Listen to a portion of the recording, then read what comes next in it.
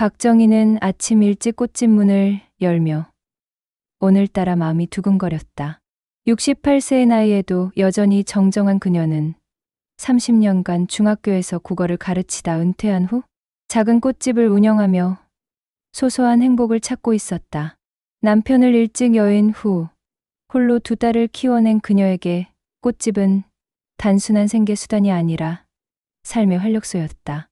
화려한 장미부터 소박한 들국화까지 계절마다 피어나는 꽃들을 보며 그녀는 여전히 세상이 아름답다고 믿었다. 오늘은 둘째 딸 윤서가 남자친구를 데려온다고 한 날이었다. 32살인 윤서는 대학 졸업 후 줄곧 도서관 사서로 일하며 책과 조용한 시간을 사랑하는 내성적인 성격이었다. 연애 경험도 많지 않아 정희는 늘 딸의 결혼 문제를 걱정해왔다. 첫째 딸 은주는 이미 결혼해 부산에서 살고 있지만 윤서만큼은 여전히 혼자였다. 그런 딸이 드디어 좋은 사람을 만났다니 어머니로서 얼마나 기쁜 일인가. 저녁 6시 윤서가 약속한 식당에 도착했을 때 한 남자가 그녀 옆에 서 있었다. 키 180cm 정도의 단정한 체격에 깔끔하게 빗어 넘긴 머리, 정갈한 셔츠와 재킷을 입은 모습이 첫인상부터 호감을 주었다. 윤서가 엄마 소개할게요.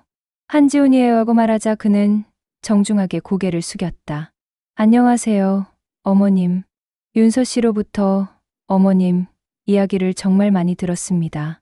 꽃집을 운영하신다고 하시던데 정말 멋진 일이세요. 지훈의 목소리는 차분하고 예의 바른 느낌이었다. 정희는 그의 말투에서 교양과 성실함이 느껴진다고 생각했다. 식당에 앉아 이야기를 나누는 동안 지훈은 자신을 유명 건설회사의 프로젝트 매니저라고 소개했다. 대형 건물과 아파트 단지 건설을 총괄한다며 자신 있게 말하는 모습에 정희는 안도감을 느꼈다. 안정적인 직업에 괜찮은 인품까지 딸이 좋은 사람을 만났구나 싶었다. 어머님, 윤서 씨가 정말 착하고 똑똑하세요. 도서관에서 일하시는 모습을 보면 책을 대하는 자세가 남다르더라고요. 어머님께서 잘 키우셨네요. 지훈의 칭찬에 정희의 마음은 더욱 따뜻해졌다. 딸을 진심으로 아끼는 것 같았고 무엇보다 윤서의 표정이 행복해 보였다. 평소 말수가 적던 딸이 지훈과 함께 있을 때는 환하게 웃으며 수다를 떨었다. 이런 딸의 모습을 본 것이 언제였나 싶을 정도였다. 저녁 식사가 끝날 무렵 지훈은 정희에게 더욱 살가운 말을 건네기 시작했다. 어머님, 정말 든든한 장모님이 계셔서 기쁩니다. 윤서 씨가 이렇게 훌륭하게 자란 것도 다 어머님 덕분이겠어요. 그의 말투는 마치 이미 가족이 된 것처럼 친밀했고 윤서는 얼굴이 빨개져 부끄러워했다.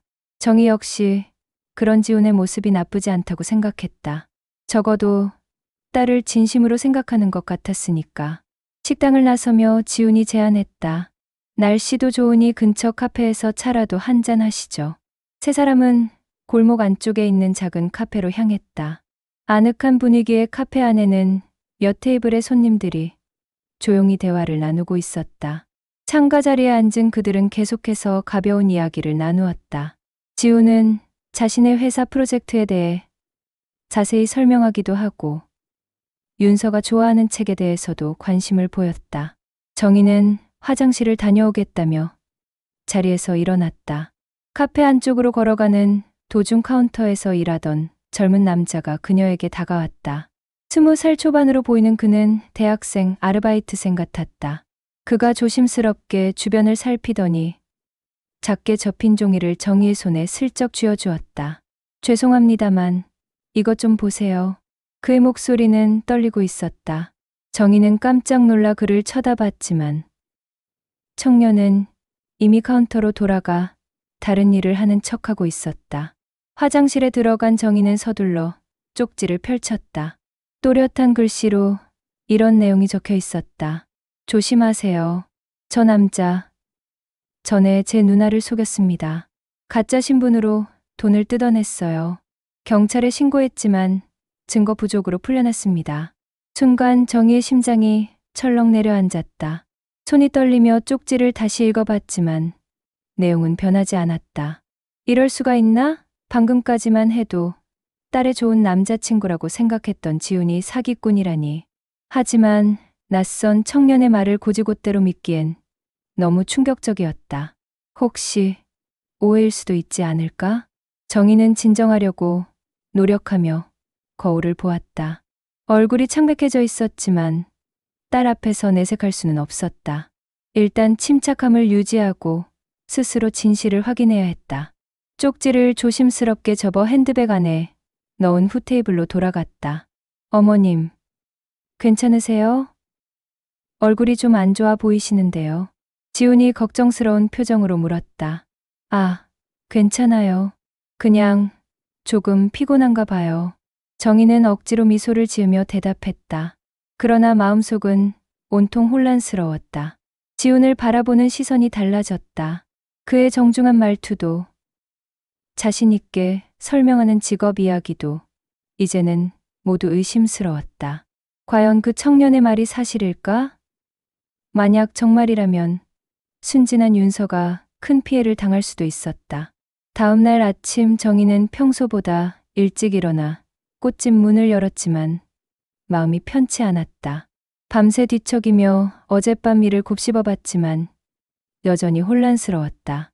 그 청년의 말이 사실인지 확인하지 않고서는 도저히 견딜 수 없었다. 정희는 결국 용기를 내어 지훈이 다닌다고 한 건설회사에 전화를 걸기로 했다. 인터넷으로 검색해보니 그가 말한 회사는 실제로 존재하는 대기업이었다. 정희는 떨리는 마음으로 회사 대표 번호로 전화를 걸었다. 친절한 목소리의 직원이 전화를 받았다. 안녕하세요. 혹시 그쪽에 한지훈이라는 분이 근무하시나요? 프로젝트 매니저라고 들었는데요. 잠시만요. 확인해 드릴게요. 잠깐의 침묵 후 직원이 답했다. 죄송합니다만 저희 회사에는 한지훈이라는 직원이 없습니다. 프로젝트 매니저 부서도 확인해 봤는데 그런 분은 계시지 않네요. 정희의 가슴이 쿵 내려앉았다. 설마 했던 일이 현실이 되어버린 것이다.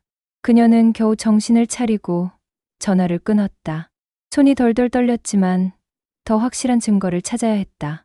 인터넷에서 한지훈이라는 이름을 검색해보기 시작했다. 놀랍게도 검색 결과에는 여러 개의 SNS 계정과 기사들이 나타났다. 같은 얼굴의 남자가 때로는 의사로, 때로는 변호사로, 또 때로는 IT 회사 대표로 소개되어 있었다. 각기 다른 프로필 사진 옆에는 항상 다른 여성들이 함께 찍힌 사진들이 있었다. 모두 행복해 보이는 커플 사진들이었지만 이제는 소름 끼치게 느껴졌다. 더 자세히 조사해보니 온라인 커뮤니티에서 비슷한 피해 사례들을 찾을 수 있었다. 감정 사기, 로맨스 스캠이라는 용어들이 자주 등장했다. 가짜 신분으로 여성들의 감정을 이용해 신뢰를 쌓은 후 투자나 사업, 자금, 명목으로 돈을 요구하는 수법이었다. 피해자들의 글을 읽어보니 모두 비슷한 패턴이었다. 처음에는 완벽해 보이는 남자로 나타나 진심, 어린 관심을 보이다가 어느 정도 관계가 깊어지면 경제적 도움을 요청한다는 것이었다. 정희는 더욱 자세한 정보를 찾기 위해 지역경찰서 홈페이지를 방문했다. 사기, 예방 관련 게시판에서 한지훈과 똑같은 사진이 첨부된 주의보를 발견했다. 다중신분 사용, 로맨스 사기 주의라는 제목의 글이었다. 경찰에서도 이미 그의 수법을 파악하고 있었지만 직접적인 피해 신고와 명확한 증거가 부족해 검거하지 못하고 있다는 내용이었다. 정희의 마음은 분노와 걱정으로 가득 찼다. 순진한 딸이 그런 악질 사기꾼에게 속고 있다니. 더 늦기 전에 윤서를 구해내야 했다. 하지만 단순히 말로만 설명해서는 딸이 믿지 않을 것 같았다. 사랑에 빠진 사람은 쉽게 현실을 받아들이지 못하니까 확실한 증거를 잡아야 했다. 정희는 은퇴 전 같은 학교에서 근무했던 서영석을 떠올렸다. 그는 교직에 오기 전 경찰로 일했고 지금도 경찰청에서 자문 역할을 맡고 있었다.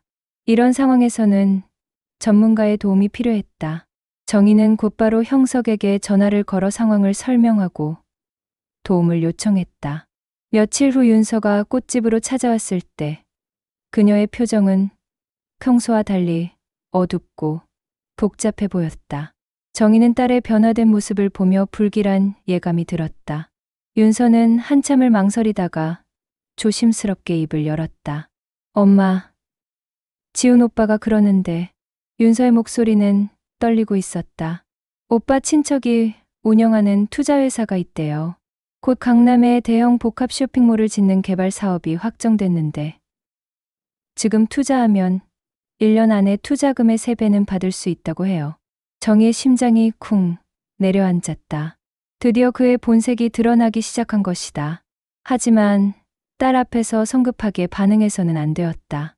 침착함을 유지하며 윤서의 말을 더 들어봤다. 그런데 최소 투자금이 좀 많아요. 5천만 원은 되어야 한다고 하더라고요. 오빠는 제가 집을 담보로 대출을 받으면 된다고 하는데. 윤서는 점점 작아지는 목소리로 말을 이었다. 엄마, 어떻게 생각하세요? 정말 좋은 기회일까요? 정희는 속으로 분노가 치밀어 올랐지만 표면적으로는 차분함을 유지했다. 만약 여기서 지훈을 의심한다고 말하면 사랑에 빠진 딸이 오히려 반발할 가능성이 높았다. 더 신중한 접근이 필요했다. 윤서야, 투자라는 게 항상 위험이 따르는 거잖아. 특히 그렇게 큰 돈은 더욱 신중해야 하고. 정희는 부드러운 목소리로 말했다. 그런데 엄마가 궁금한 게 있어. 그 투자회사가 정말 믿을 만한 곳인지 직접 확인해 볼 수는 없을까? 윤서는 고개를 끄덕였다. 오빠도 그렇게 하라고 했어요. 언제든지 회사에 와서 둘러보라고 하더라고요. 정희는 속으로 미소를 지었다. 완벽한 기회였다. 그럼 이렇게 하자. 엄마도 요즘 은퇴 후에 여유 자금이 좀 있거든. 나도 그 투자에 관심이 있으니까 함께 가서 알아보면 어떨까? 어차피 큰돈 투자하는 건데 가족이 함께 신중하게 검토해보는 게 좋겠어. 윤서의 얼굴이 밝아졌다. 정말요? 엄마도 투자하실 생각이세요? 그럼 지훈 오빠가 정말 좋아할 거예요. 그날 저녁 정희는 서영석을 만났다. 오랜 친구이자 전직 형사인 그는 정희의 계획을 듣고 고개를 끄덕였다. 좋은 생각이야. 하지만 혼자 하기엔 너무 위험해. 내가 현직 강력팀 후배들에게 도움을 요청해 볼게. 형석은 진지한 표정으로 말했다. 요즘 이런 투자 사기가 정말 많아. 특히 로맨스 스캠과 결합된 경우는 피해 규모가 상당하거든. 이틀 후 지훈은 예상대로 적극적으로 나섰다. 강남의 한 고급 오피스텔을 투자회사 사무실이라며 정희와 윤서를 초대한 것이다. 정희는 일부러 평소보다 화려한 옷을 입고 비싼 핸드백을 들었다. 돈 많은 부모처럼 보이려는 연출이었다. 어머님, 정말 좋은 결정을 하셨어요. 지훈은 환한 미소를 지으며 말했다. 저희 회사 대표님도 어머님을 뵙고 싶어 하세요. 워낙 큰 투자자이시니까요. 형석과 경찰팀은 이미 오피스텔 주변에 잠복해 있었다. 정희 핸드백 안에는 초소형 녹음기가 숨겨져 있었다. 모든 대화가 증거로 기록될 예정이었다. 정희는 떨리는 마음을 억누르며 지훈을 따라 엘리베이터에 올랐다. 드디어 그의 정체를 밝혀낼 순간이 다가왔다. 약속한 날 정희는 일부러 화려한 정장에 비싼 액세서리를 착용하고 오피스텔에 도착했다. 돈 많은 투자자처럼 보이려는 연출이었다. 지훈이 반갑게 맞이하며 안내한 곳은 고급스럽게 꾸며진 사무실이었다. 커다란 회의 테이블과 각종 건설 모형들이 진열되어 있어 언뜻 보기에는 제대로 된 회사 같았다. 곧이어 나타난 남자가 바로 회사 대표라며 소개된 권 회장이었다. 50대 중반의 그는 값비싼 양복을 입고 금시계를 차고 있었지만 정희의 눈에는 어딘지 어색해 보였다. 권 회장은 과장된 몸짓으로 각종 서류와 도면을 펼쳐 보였다. 어머님, 이번 강남 복합 쇼핑몰 프로젝트는 정말 대박 사업입니다. 권 회장의 목소리는 자신감에 넘쳤다. 이미 구청 허가도 다 났고 대형 유통업체와 입점 계약도 완료된 상태예요. 투자하신 분들은 1년 안에 최소 300% 수익을 보장합니다. 정희는 속으로 놀랐다. 투자에서 수익 보장이라는 말 자체가 불법이라는 것을 몰랐을 리 없었다. 하지만 일부러 순진한 표정을 지으며 물었다. 정말 확실한 거예요? 300%라니. 너무 좋은 조건 같은데요. 물론입니다. 지훈이 거들었다. 어머님, 저도 이미 2천만 원 투자했어요. 제가 어머님을 속이겠습니까? 권 회장은 계속해서 허위 서류들을 보여주며 투자를 종용했다.